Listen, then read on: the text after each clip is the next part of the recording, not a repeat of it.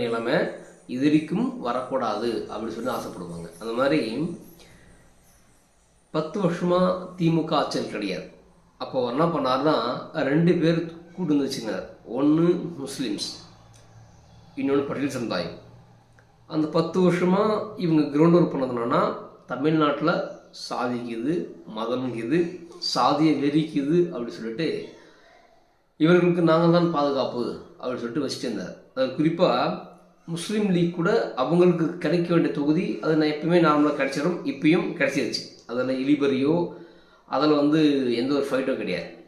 Communist கட்சிகள் பார்த்திங்கன்னா போன முறை 6, இந்த முறை 1 குறைச்சிருக்காங்க. அவங்க அதே அதிகம் தான், 5 அதிகம் தான். அதனால் அவங்கள பற்றியும் பேச வேண்டிய இடத்துல நாம் கிடையவே கிடையாது. காங்கிரஸ் அது ஆஷிஷ்வல். ஏன்னா காங்கிரஸ் மதியத்தில் இருக்குது. அதெல்லாம் அவங்க 30 சீட்டு தரதெல்லாம் பெரிய விஷயமே கிடையாது. நாளைக்கு ஒரு வேலை இவங்க நினைக்கிற மாதிரி இன்னைக்கு காங்கிரஸ் பிரதமராகவோ இந்த நாட்டை ஆளக்கூடிய இடத்துக்கோ அது வரவே வராது. எதிர்கட்சி தான். வேற ஏதாவது 3வது அணி வந்தால் அதுவும் எதிர்கட்சி அந்தஸ்தும் இந்த காங்கிரஸ் இழந்துடும். அப்படி இருக்கும் பொழுது இவங்க என்ன நினைக்கிறாங்கன்னா, மீண்டும் நம்ம காங்கிரஸ் பிரதமர் ஆகிட்டா நாம் கேட்குற இலாக்கை அவங்ககிட்ட நம்ம வாங்கிக்கலாம், அதனால அவங்களுக்கு தரணும் சொல்லி அப்படி தர்றாங்க.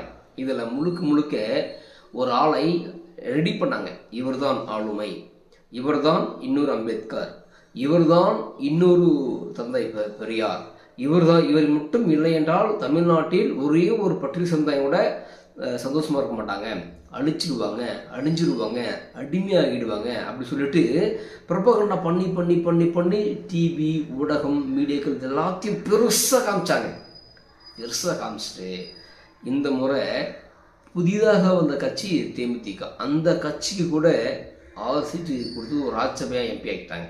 ஆனால் அண்ணன் திருமாவளவனுக்கு இல்லவே இல்லை. இழுபறி, என்ன சொல்கிறது, விவாதம், மனசு பேசுகிறார் இப்படிலாம் இருக்கிறோம்னு சொல்லிட்டு. அப்போது இந்த போலியான கட்டமைப்பும் இந்த போலியான ஆளுமையை தான் இவர்கள் 10 வருஷமாக காட்டியிருந்தாங்க. மற்றபடி பட்டியல் சமுதாயம் உயரணும், பட்டியல் சமுதாயம் ஆட்சியருக்கு வரணும், அதில் ஒரு தலைவர் பெரும்பாலாக வரணுன்றதெல்லாம் கான்செப்ட் கிடையாது. அதற்கு ஒரு வகையில் திருமாவளவன் காரணம். ஏன்னா ஒட்டுமொத்த மக்கள்லாம் சேர்ந்து குரல் கொடுத்தாங்க. ஏங்க உங்கள் பையனுக்கு துணை முதலமைச்சர் கொடுத்தீங்க, திருமாவளவனுக்கு ஏன் தரலன்னு சொல்லும்போது அவங்க பேசலை. திருமாவளவன் உடனடியாக அப்படியே மயக்க பிடிச்சிக்கினார். அதாவது அற்ப சீட்டு, அற்ப பதவி, அந்த பதவிக்கு ஆசைப்படுவோடா இந்த திருமாவளவன் ஒரு பிரதமர் என்று சொல்லியிருந்தால் கூட எனக்கு அது சந்தோஷமாக இருந்திருக்கும், நிறைவாக இருந்திருக்கும் அப்படின்னு சொல்லிட்டு இவரை முன் பேட்டி கொடுக்க ஆரம்பித்தார். அவங்க பண்ணல. அதே மாதிரி பிளாஸ்டிக் சேர் கொடுத்து அசிங்கப்படுத்தினாங்க. அப்போ கூட நான் சும்மாக போயிருந்தேன், சென்றிருந்தேன், அங்கு அவர்கள் தான் அதில் உட்கார சொன்னார்கள், நமக்கு அதுக்கு நேரம் இல்லை, இது உட்கார்ந்தல்லண்ணே, ஆனால் இவ்வளோ பெரிய விவாதமாகும் என்று நினைத்து பார்க்கவில்லை அப்படின்னு சொல்லிட்டு இவர் தான் பேட்டி கொடுத்தார். அதுக்கப்புறம் தொடர்ந்து திமுக அமைச்சரால், திமுக ஒன்றிய செயலாளரால் பட்டியல் சமுதாயம் தாக்கப்பட்டது, அழிக்கப்பட்டது, கலக்கப்பட்டது, கொலை செய்யப்பட்டாங்க. எல்லோத்துக்கும் திருமாவளவன் போராடாமல், உரிமைக்காக பேசாமல் மௌனமாக இருந்ததனால் இன்றைக்கு அதே திமுக சொல்வது பொத்திக்கிட்டு நான் சொல்கிறத மட்டும் நீ வாங்கிட்டு போ, சும்மாலாம் ஆடாத அப்படின்றலாம் கொண்டாங்க. காரணம் நான் எப்பயும் சொல்கிறேன், எந்த இடத்துல இருந்தாலும், ஏன்னா மக்கள் இன்றைக்கி நாம் தமிழர் கட்சி கிட்டத்தட்ட 12 வருஷமாக தந்திக்கிறாங்க. எங்கேயாவது ஒரே ஒரு இடத்துல ஒருத்தரையாவது வெற்றி பெற வச்சுருந்தாங்கன்னு வச்சுங்களேன். இப்பயும் சொல்கிறேன், தமிழ்நாட்டில் நிறைய கட்சி தலைவர்களுக்கு தனித்து நிற்கணும், நமக்கு திமுக இல்லாத அணியை உருவாக்கணும்னு ஆசைப்பட்றாங்க.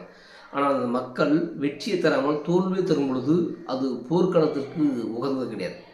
போர்க்களத்தில் ஒரு பெரிய நாட்டை ஒரு சிறுநாடு வெற்றி பெற்றிருக்கும். ஏன்னா அங்கே வீரம் முழுக்க இருக்கும், தனி மனிதனுடைய வீரத்தை காட்டுவாங்க. ஆனால் இது மக்கள் ஒட்டுமொத்தமாக சேர்ந்து வாக்களித்து வெற்றி நினைக்கணும். அப்போது இந்த வாக்குன்ற விஷயத்தில் மக்கள் யாரை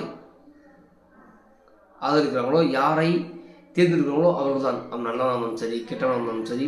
அப்போ அந்த இடத்துல நீ என்ன திறமையாக இருந்தாலும், நீ என்ன ஆளுமையாக இருந்தாலும் ஏற்றுக்கொள்ளவில்லை என்றால், நீ இவ்வளோ பேர் தத்தியாக இருந்தாலும், நீ எவ்வளோ பேர் முட்டாளாக இருந்தாலும், அவரை இந்த மக்கள் தேர்ந்தெடுத்தாங்கன்னா நம்ம ஒன்றும் பண்ணவே முடியாது. அதுதான் சொல்லிப்பாங்க, மக்கள் தீர்ப்பி மகேசன் தீர்ப்பு அப்படின்னு சொல்லிட்டு. அந்த வகையில் முழுக்க இவங்க என்ன பண்ணாங்க, அவங்க யாரும் வெற்றி பெற வரல. அதனால வேறு வழி இல்லாமல் கூட்டணி கட்சியில் போய் சேர்றாங்க. அப்போ அந்த கூட்டணி கட்சியில் நீ என்னத்தை வாங்குற, எப்படி இருக்குன்றதான் பொறுத்தே. இன்னைக்கு பாமக அதிமுக கூட்டணியில் இருக்குது. பாமக கிட்டத்தட்ட 100% குறைஞ்சபட்சம் 50% மிரட்டி வாங்கிவிடும், சில பயத்தை கொடுக்கும். மீதி 50% செய்ய மாட்டாங்க. ஆனால் திமுக ஆட்சியில் திருமாவளவனால ஒரு 10% கூட வாங்க முடியல. ரெண்டுத்துக்கும் வித்தியாசம் இருக்குல்ல. 90% எதுவுமே வாங்க முடியல, 10% மட்டும் தான் வாங்குறாரு. அப்போ அதுக்கு பேர் ஆள முடியாது. ஆனால் இது இந்த ஊடகங்களும் இந்த பத்திரிகைகளும் இவங்க எல்லாமே என்ன காமிச்சாங்க, திருமாவளவனை ஒரு பெரிய பிம்பமாக காமிச்சாங்க, ஒரு பெரிய ஆளுமையாக காமிச்சாங்க. ஆனால் அது எல்லாமே போலி என்பதற்கு இன்றைக்கு திமுக சீட்டு கொடுக்காமல் இழுக்கரிப்பதும் இன்றைக்கு போய் நாளை வாயில் சொல்வதும் இடமா இருக்கு. பாமக 2ஆக பிரிந்தாலும் கூட இன்றைக்கு 18 சீட் கன்ஃபார்ம் பண்ணிட்டாங்க. ஒரு ராஜ்யசபையா கையெழுத்து போட்டு போயிட்டே இருந்துட்டாங்க. ஆனால் திருமாவளவனால 8 சீட்டுக்கு மேலே வாங்க முடியல. நேற்று கூட்டணிக்கு வந்த தேமுதிகோட 6 சீட்டு. அப்போது 10 வருஷமாக இந்த 5 வருஷம் 15 வருஷமாக திமுகவே கடுமையாக உழைச்சக்கூடிய திருமாவளவனுக்கு ஆரோக்கியமெண்ட்டு ஏன் ஆரோக்கியமெண்ட் எதுக்கு வைக்கணும்? அண்ணா வாங்கண்ணா எத்தனை சீட்டு வேணும்? 10 அண்ணா 2 சீட்டு வச்சுக்கலாமே அப்படின்னு கேட்டு தரலாம். புரியுதுங்களா? 20 சீட்டு கேட்டால் கூட தரலாம், தவறே கிடையாது. ஏன்னா மக்களால் தேர்ந்தெடுக்கப்பட்ட 2 MP இருக்காங்க, மக்களால் தேர்ந்தெடுக்கப்பட்ட 4 MLAக்கள் இருக்காங்க. ஆனால் பாமக பக்கம் அப்படி கிடையாது. பாமக பக்கம் MLAக்கள் தேர்ந்தெடுக்கப்பட்ட ராஜ்யசபா எம்பியாக அன்புமணி மட்டும் தான் இருக்கிறார். அங்கே மக்களால் தேர்ந்தெடுக்கப்பட்ட 5 MLA இருக்காங்க, ஆனால் MP கிடையாது. அப்போது பெருசாக காட்டிய ஒரு தலைவரை இதற்கு கேவலப்படுத்துறாங்கன்னா இந்த திராவிட முன்னேற்ற கழகத்தின் நோக்கம் என்னன்னா பட்டியல் சமுதாயம் அதிகாரத்துக்கு வரணுன்றதெல்லாம் கிடையாது. அதிகாரத்துக்கு நீ நான் என்ன பண்ண போகிறேன், நான் சொல்கிறது மட்டும் செய் அப்படின்னு சொல்லி அந்த சமுதாயம் வச்சுருக்காங்க. அந்த சமுதாயத்தை ஏன் வச்சுட்டு இருக்காங்கன்னா தமிழ்நாட்டில் சாதிய கலவரம் இருக்குது, மத கலவரம் இருக்குது அப்படின்னு சொல்லிட்டு ஓட்டை வாங்கி இவங்க அமைச்சர், முதலமைச்சர், என்ன சொல்கிறது, மேயர் அப்படி சொல்லி இவங்க ஆண்டு போயிட்டே இருப்பாங்க. அதற்கு கீழே மற்ற சமூகங்கள் அடிபட்டு மிதிப்பட்டு செத்துக்கிட்டு இருக்கணும். இப்பயாவது திருமாவளவன் நிலைமை என்னவென்று திருமாவளவன் யோசிக்கணும். புரியுதுங்களா? அதுக்காக நம்ம பதிவு. நான் இப்பயும் சொல்கிறேன், பாட்டாளி மக்கள் கட்சியோ அல்லது வன்னியர்களோ பட்டியல் சமூகத்துக்கு எதிரி கிடையாது. எதிரியாக இத்தனை ஆண்டு காலமாக கட்டமைச்சிருந்தாங்க. அந்த கட்டமைப்பு சரிதானா என்பதற்கு இந்த திருமாவளவன் அவர்களுடைய நிலைமையை நீங்கள் பார்த்தால் தெரியும்.